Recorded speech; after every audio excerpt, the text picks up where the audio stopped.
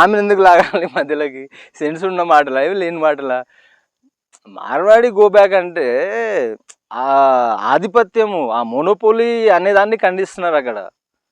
అంతేగాని ఎవరిని ఎవరు గో బ్యాక్ అంటారు గ్లోబలైజేషన్ యుగంలో? అంటే ఈ విధంగా చేసుకున్నారు అందరూ. ఆయన చేసుకున్నాడు, నాకు తెలిసిన ఇద్దరు ముగ్గురు చేసుకున్నారు.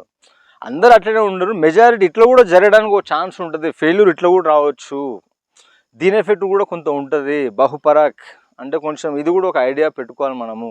ఎందుకంటే ఈ ఫీలింగ్స్ లేకపోతే మన ఈ లవ్ అనేది మన కంట్రోల్లో ఉండదు కాబట్టి దానికి ఒక ఎఫెక్ట్ వచ్చినప్పుడు ఎన్ని రకాలుగా అది జరగడానికి ఛాన్స్ ఉంటుంది అనేది మనకు ఒక ఐడియా ఉంటే మనం ఇంకొంచెం బెటర్గా డీల్ చేయొచ్చు అనేది చెప్పడం నా ఉద్దేశం. ఎందుకంటే అంత ఇన్ఫర్మేషన్ ఇస్తున్నా. ఇప్పుడు నేను తెలుసుకున్న విషయాలు నా దగ్గరనే పెట్టుకోవడం వల్ల కూడా పెద్ద ప్రయోజనం ఉండదు కాబట్టి అది చెప్పడం వల్ల ఎవరికో ఒకరికి ఈ నాలెడ్జ్ వాళ్ళకి యూజ్ అవ్వచ్చు అనే ఉద్దేశం నాది. అంతేగాని ఎవరిని క్రిటిసిజము లేకపోతే హేట్ అనేది నా దాంట్లో ఉండదు. ఎందుకంటే యూనివర్సల్ అడాప్షన్ నాది. నేను ఎందుకంటే అన్ని వీడియోస్లో నాకు రిలీజియన్ కానీ లేకపోతే క్యాస్ట్ కానీ లేకపోతే రాసిజం కానీ భాష ఇట్లాంటివి ఏం లేవు. నాకున్నది హ్యుమానిటీ, భగవంతుని పట్ల సమర్పణ, ప్రేమ, మిత్రత్వము ఇవి ఉన్నాయి నాకు. ఇది ఒక పార్ట్, మిగతావి కూడా ఉన్నాయి.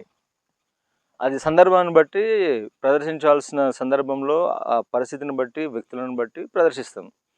కాకపోతే మేజర్గా నాది బ్రాడ్ మైండెడ్. నా విజన్ చాలా క్లియర్గా చాలా వాస్ట్గా ఉంటుంది.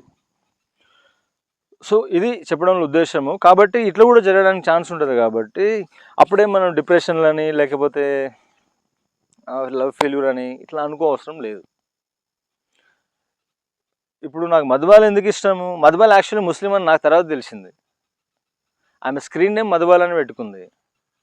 ఆమె పేరేంటిది? ముంతాజ్ జహాన్ డెహ్లవి, ముంతాజ్ జహాన్ బేగం డెహ్లవి. నాకు